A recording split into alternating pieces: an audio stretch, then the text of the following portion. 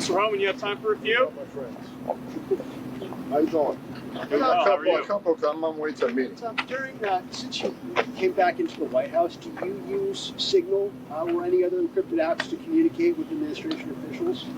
I got no comment on that. Sir, are you concerned that the English language social media posts pushing immigrants to use the CBP Home app aren't reaching a predominantly Spanish language speaking population? Working on that right now. What do you mean you're working on it? You're going to see more Spanish language notices going out. Okay. At the rate you're going, what do you think your deportation target number is going to be for the year? I have no idea. It depends what kind of money we have. We need Congress to fund this mandate for the American people, because with more money we can do more. We need to buy more beds. We need more airplane flights. We need more officers on the ground. We need more contracts with companies that can do a lot of work that doesn't require a badge and gun. So the more money we have from Congress, the more successful we'll be on the ground. What's your estimate on how many people have been self-deported so far?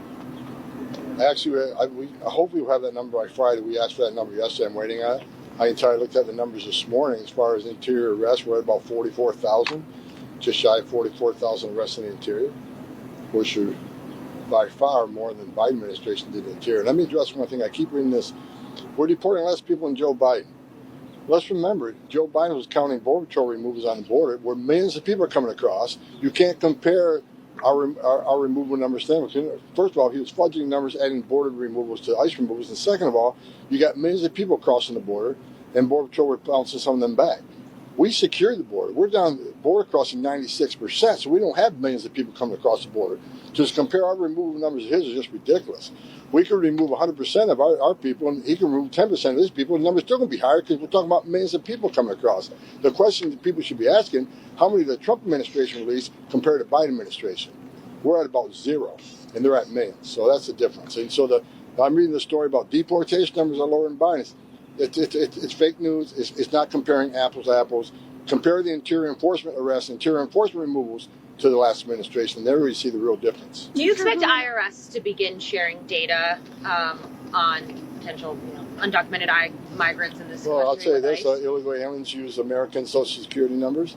Together with identity theft, we're looking to protect Social Security. We're looking out to protect United States citizens' identity and their benefits through Social Security. I've done this for a long time.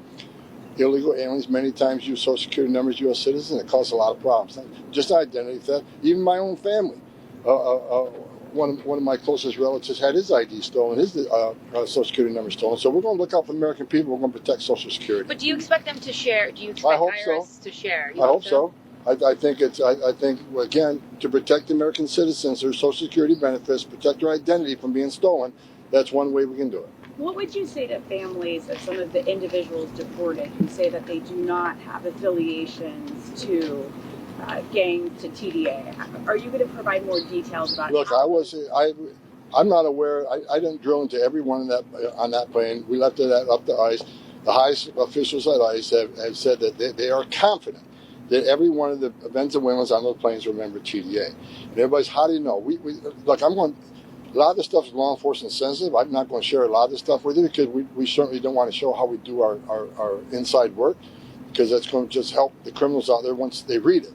But I can tell you hundreds and hundreds of hours were spent on investigations, whether it's looking at their criminal history, whether it's looking at immigration history, whether looking at undercover videos, whether it's talking to informants, whether it's talking to other members of the gang who gave sworn statements. There's a lot of ways that this was done. A lot of time was spent doing this.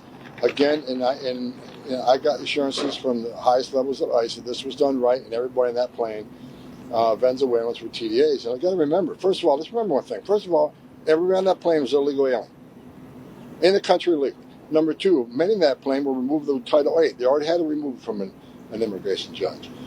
And again, we're talking about terrorists. TDA and MS-13 was on the plane. They've been designated terrorist organizations. These are not good people. So I trust the men and women at ICE that they did the right thing, and I stand by it. How much focus right now is the administration putting on those who have committed crimes versus those who have not committed crimes, who are immigrants in the country? I didn't hear that question. How much focus is the administration putting on those who have committed crimes versus those who have not committed crimes? Well, the prioritization is those who are public safety threats and national security threats. And let me share it with you, because we just did an operation in Boston. 370 apprehensions. Most of them were criminals, but many were collaterals. Majority of criminals. How come the collaterals? I've said this 1,000 times. Sanctuary cities are going to get exactly what they don't want. More agents in the community and more collateral arrests. Why? Because if we can't get access to the bad guy in the county jail, if they're going to choose to release him in the public, which is just, releasing a public safety threat in public it's just dumb to begin with, because it puts the public safety at risk, right? But when you release that public safety threat back in the public, that means we got to go find him. When we find him, most likely he's with others.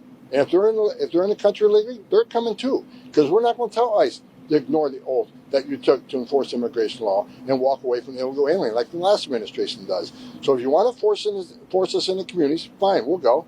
But collateral arrests will increase because we're going to run into illegal aliens while we're in the course of looking for those targets. So again, you want to decrease the collateral arrests, you want to decrease the non-criminals, and let us in the damn jail. You said many are collateral. Can you put a number to that, a percentage? I don't have the number. I can tell you the majority were criminals, like criminal histories. And we got to remember, we arrested, I think there were 4 people, convictions for murder, homicide. We arrested child sex predators. We arrested drug traffickers and gun traffickers. We seized guns. We seized drugs. That's a great thing about President Trump, is all the government approach.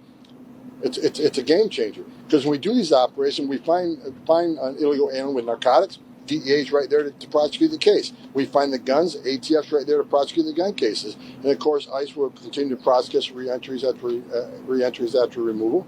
So we get a lot of prosecutions out of these operations. Again, the reason why we're focused on sanctuary cities is because they're the most dangerous places, because they release public safety threats back into the public.